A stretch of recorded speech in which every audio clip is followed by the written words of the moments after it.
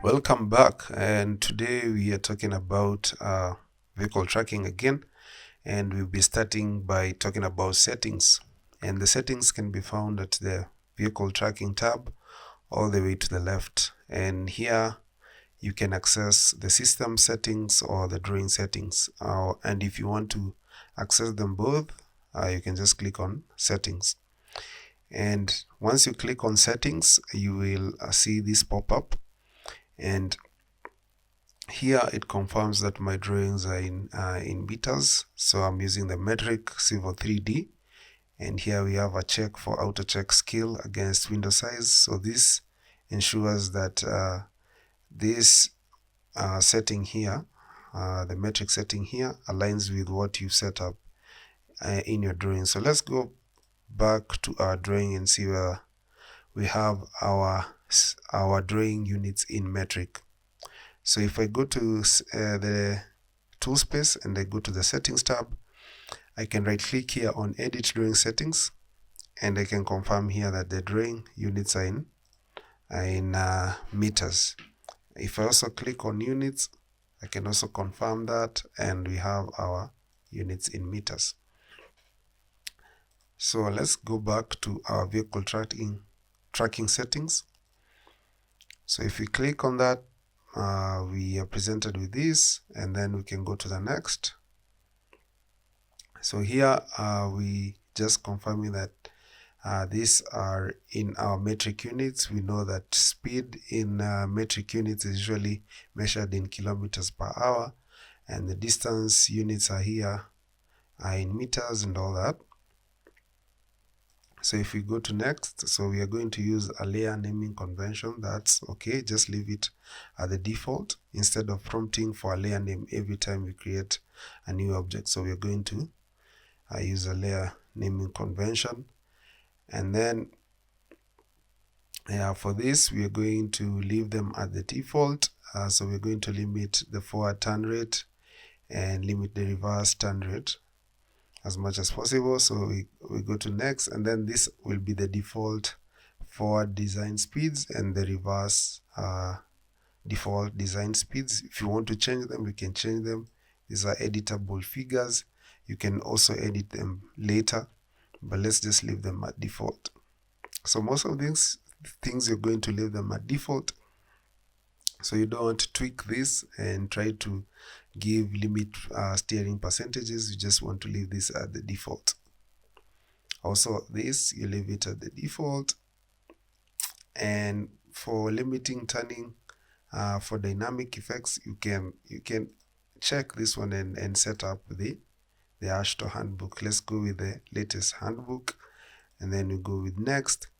So the settings that you've just set up, you can either to decide to use for this drawing alone, or you can decide to use them from this point on also for new designs. So you can see use these settings for this and all future sessions. So any future sessions that you have, the settings that you have decided on here, you're going to select them, but we want these settings to only apply for this session. So we just click on that, we toggle that on, and we click on finish. So if I click on settings again and I go to advanced settings, you can see here the system settings and the drawing settings. The same thing that appears down here, system settings. Here you can see them separately without seeing the drawing settings. And the system settings as well, so these things you leave them as default. Here the startup, so for this you're going to leave this as default. So store settings in my documents folder. You don't want to store any settings that you put up here in the documents folder. And here next you can see where the settings are being stored. So they're being stored here in the C folder. And if you want to share settings with other people within your organization, you can set up a common drive in your organization, and then you share the settings together. So the rest, you just leave them the way they are. You cannot, you can decide to change them, but it's just proper to have them directed in the directories that are default. So here autoload, this controls the kind of libraries that load up when you open up this vehicle tracking tool. You can see we have different vehicle libraries. So we have from different countries having different vehicles and different standards. So you can see we have Asian vehicles, we have Australian vehicles, we have Belgian vehicles, and so on and so forth. So for us, mostly we'll be using British vehicles because we know metric vehicles go well with British vehicles. Okay, so autoload, you can decide which files are loaded and which ones are not. Of course, for the language, this you dictate the language, so it can either be all these languages. So for us, we're using the English, American. It's pretty similar to the British, so it doesn't matter. So if you go to the skill level, so skill level means when you're interacting with the software, how much information will it provide you. So you just leave it to novice so that it gives you as much information as possible when you're interacting with the dialogues. And then the view, this will show the outer pan to distance from the center of the screen. So the vehicle will be positioned at least 50% of half screen height. So half screen height, either 50%. So if we change this to, so it skews away from the center. And then these paths, you want to leave this at default. So if you want to change the default clearance envelope, so how far the vehicle will be from the edge and so on and so forth, you can come and change them here.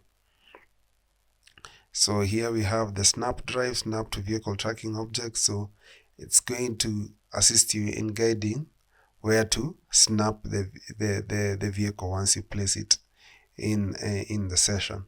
So the manual drive, this just controls the foreground color and the background color. If you want to change to different colors, you can change them.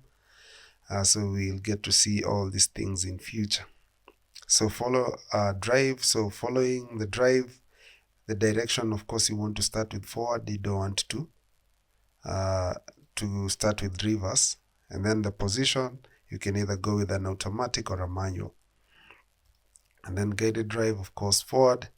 Then arcade link, this is a coding language that you can also add onto this. So we don't want to tweak that. And now that everything is okay, we just click OK. Or you can decide to make this default. So it loads and it's setting up those settings. Okay, now that you've set up your settings, it's high time we looked at the vehicle libraries. So let me close this tool space first of all, and let's see some vehicle libraries. So if I click on that lorry there, so here we can see some vehicle libraries, and you can see different vehicles from different countries. Okay, let me see, British. Okay, you can even go with the American because they have the Ashto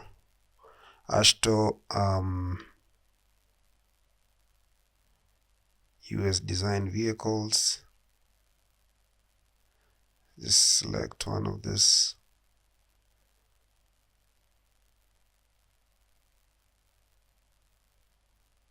Okay, you can explore different vehicles, but what you want to do most of the time is that you want to pick a very big vehicle, because if a very big vehicle is able to navigate a swept path, that means even a smaller vehicle will be able to maneuver that turning radius. So you go with the worst scenario, and then you deal with the the smaller vehicles. So let's see how this vehicle looks. So that's one of the vehicles. Okay, such a vehicle we'd use to